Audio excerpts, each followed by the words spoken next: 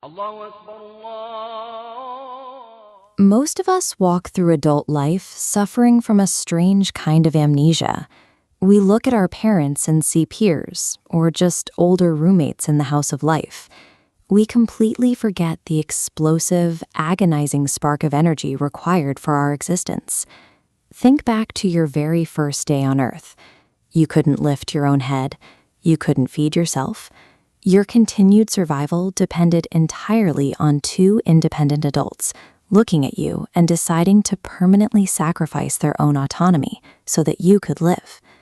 For your mother, that sacrifice was violently physical. She endured months of internal biological disruption, followed by the sheer physical trauma of labor, and then pushed through years of severe sleep deprivation to keep you breathing. For your father, the toll was external. He traded his physical energy, his mental bandwidth, and all his financial resources, exhausting himself in the daily labor required to build a wall around your fragile life. Your life is not a self-made project. Your existence is an immediate, mathematically unpayable biological debt owed to those two specific people.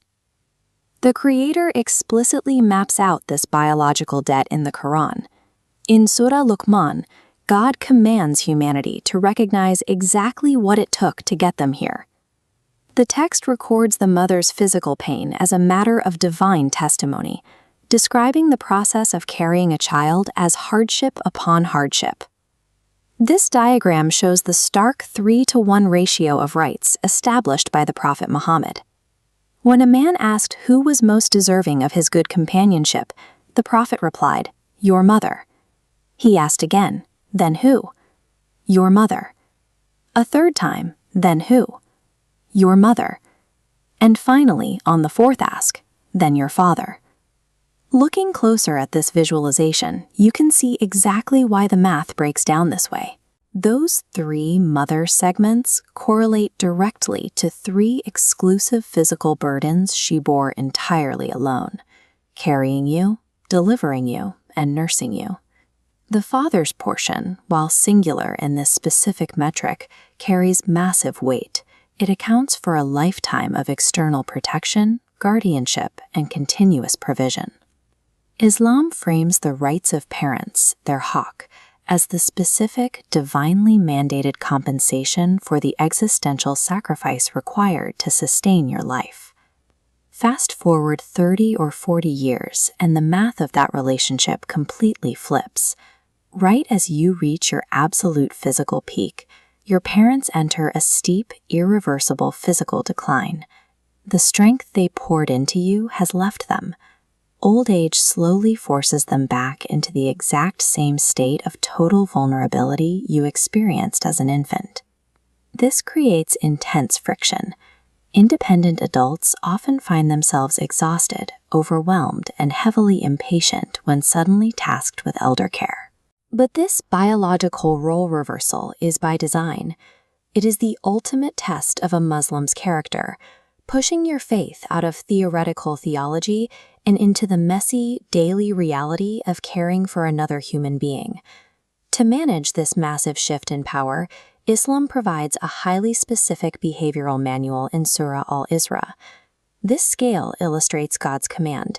At the bottom is a tiny marker for a mere exhale of frustration.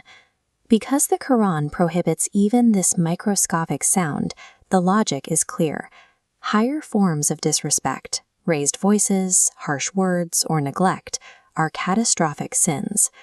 True care demands the active preservation of their marjada, their absolute dignity, through gentle, respectful speech, prioritizing their emotional state alongside their physical needs.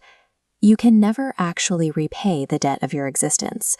What Islam demands instead is total linguistic and emotional discipline, precisely when your parents are at their absolute weakest.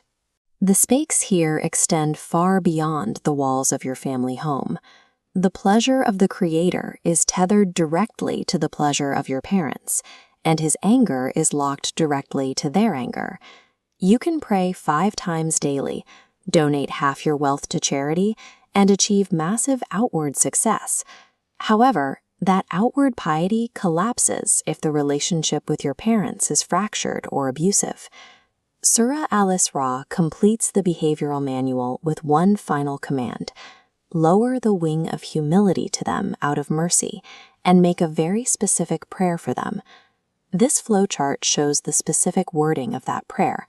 You are asking God to have mercy on them because they had mercy on you when you were small.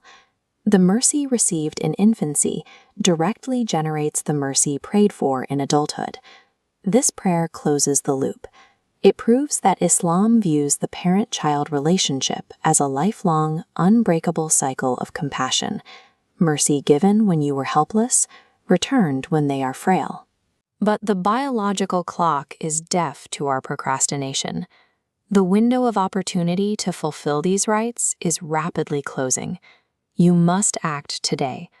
Pick up the phone, make the visit, apologize for the friction, and give them your complete presence. The two people who held you at the very beginning of your story will not be here for the end of it. Waiting until tomorrow is a gamble that only guarantees permanent regret.